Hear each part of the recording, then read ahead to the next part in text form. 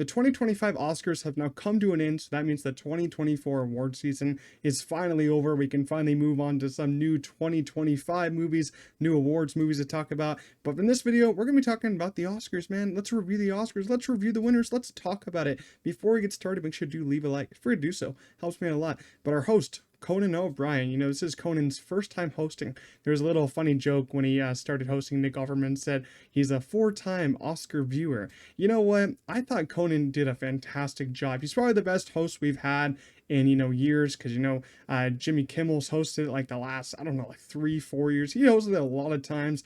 He was decent, bad at times, good at times, but I thought Conan did a really great job. He started the show with a little substance gag. I'll show that right now.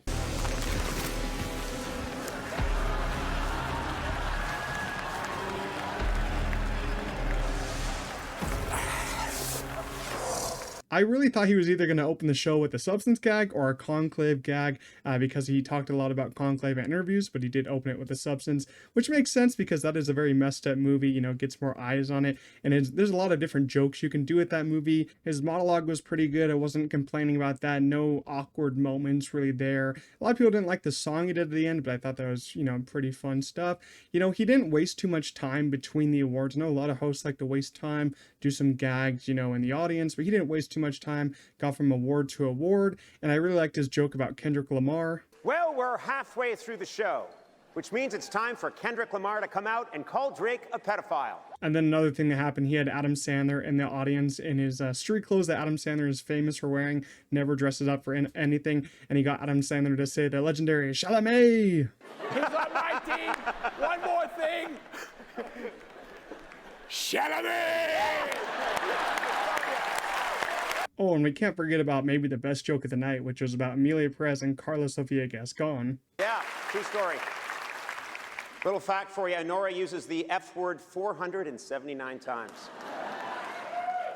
That's 3 more than the record set by Carla Sofia Gascon's publicist. You cheated what? And in the middle of the show, he brought out the firefighters, some first responders from the LA fires, bringing recognition to them.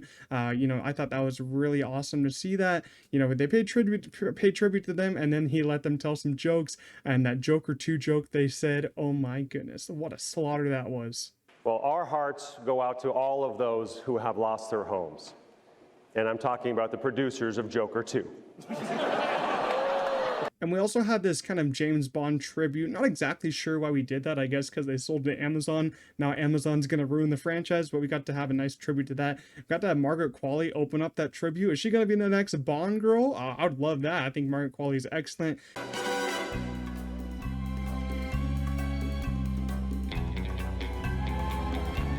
We had some great singers in there. I thought Lisa did a great job with her song.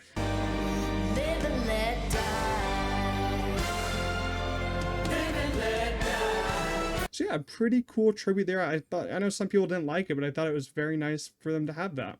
And we, of course, had to have another very weird and odd moment. You can't have an Oscars night with at least one odd moment. Let's roll the clip. And thank you to Emilia.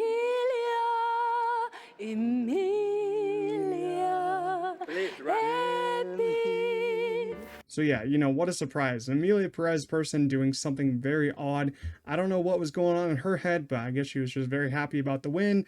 And another weird thing, we didn't really have that many clips. I mean, Oscars said there was going to be clips. Clips were going to come back. But not really. We had Fab Five for some craft categories, which I thought was kind of nice. The supporting actors got no clips, but then the lead actors got clips, directors got clips, picture got clips. I was like, what are we doing here? We just changed in the middle of the show to no clips to clips. I was kind of weirded out by that. But honestly, the night was kind of spread out. You had Anora winning the most amount of Oscars, which was 5. Not even that many if you consider some, Oscar winners won like 9 or 10, in the past. But, what I think is interesting is that a lot of people were kind of just doubting Anora the whole Oscar season. And then like a month ago, Anora just came out of nowhere and it's like, everyone knows it's going to win picture and all that. And it did. It won picture, director, actress, screenplay, and editing. Sean Baker himself took home 4 Oscars. I'm like, damn, man, I'm very happy for indie cinema. He really did celebrate indie cinema, got on the stage, gave an excellent speech about supporting cinema, going to theaters. Where did we fall in love with the movies? at the movie theater.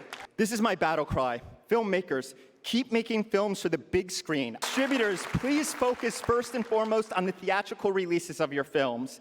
It's exactly how I say, go to theaters, support theaters. You know, if you're going into a movie and you say, oh, I might hate it, still go to the cinema, man. The big screen experience, there's nothing like it. I enjoy, you know, seeing movies in the cinema, even if I hate them. We had The Brutalist taking home some awards. I wish it won directing, but sadly it didn't. Brutalist won, cinematography, score. What a great score, that ba-da-bum-bum. I love that score. And Adrian Brody took home Best Actor. I knew he was going to take home the Best Actor. He was literally the biggest part about The Brutalist, was in it for so long, carried that whole entire movie. I thought he gave such a great performance, and his speech was amazing. You know, him telling the music to stop. Please, I'm wrapping up. I will wrap up. Please turn the music off. I've done this before. Thank you.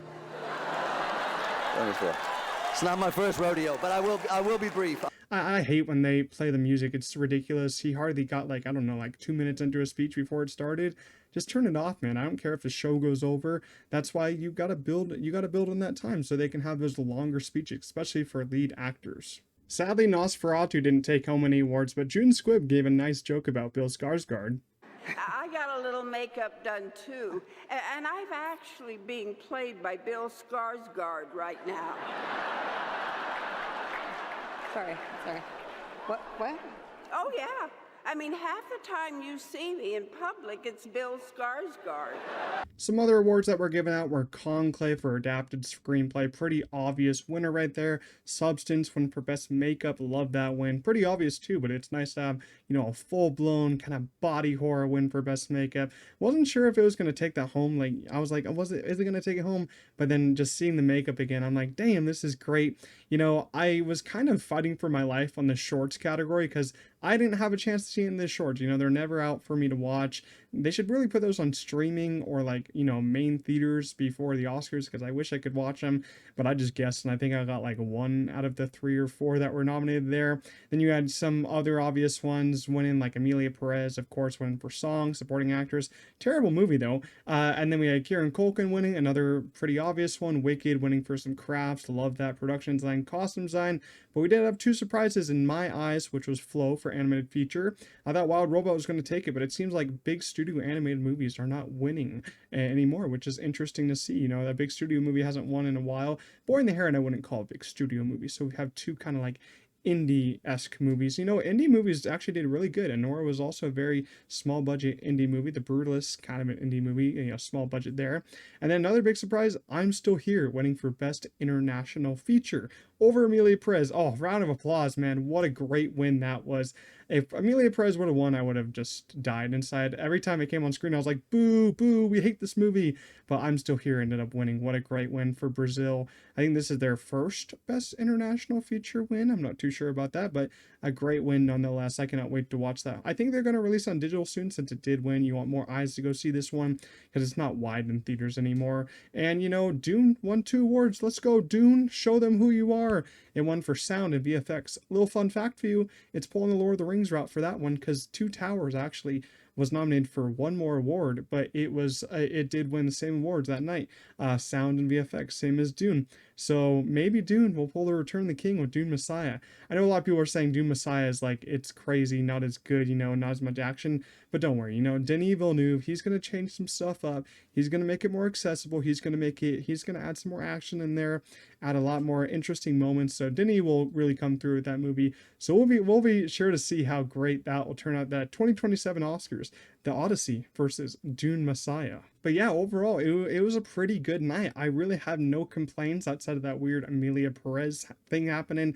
You know, Conan, as I said in the beginning, that was a great host. One of the best we've had in some years. Probably my favorite Oscars we've had in like 5 years or so. Because I'd still say 2019 was pretty great, especially because, you know, Parasite winning and all that. And even with Parasite winning, we got Mickey 17 coming out this week. What a great week we're having, man. We got Daredevil coming out this week, Mickey 17, a lot of cool stuff happening this week. But now, yeah, the 2024 Oscar circuit is finally over. So interested to see what movies are going to be coming out this year that are going to be, you know, picking up steam for award season. I, of course, will not be starting my predictions until like September at the earliest, maybe October, because I have to see these movies and I don't go to film festivals, so I gotta wait till reactions come out. But yeah, 2026 Oscars. Who knows what's in store for next year? I have no idea what's going to be nominated, man. There doesn't seem to be a lot of movies coming out, but you never know, man. Until those film festivals happen, then movies come out of nowhere, like Anora came out of nowhere.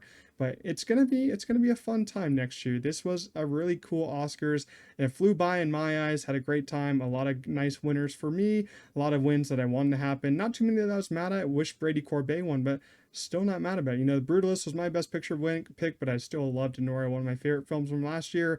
But yeah, that's the 2025 Oscars for you guys. Hope you guys did enjoy this breakdown review video of the Oscars. I had a lot of fun making it. A lot of fun moments in there. As I said, please do leave a like, subscribe to the channel, but I'll see you guys in the next one. Peace out.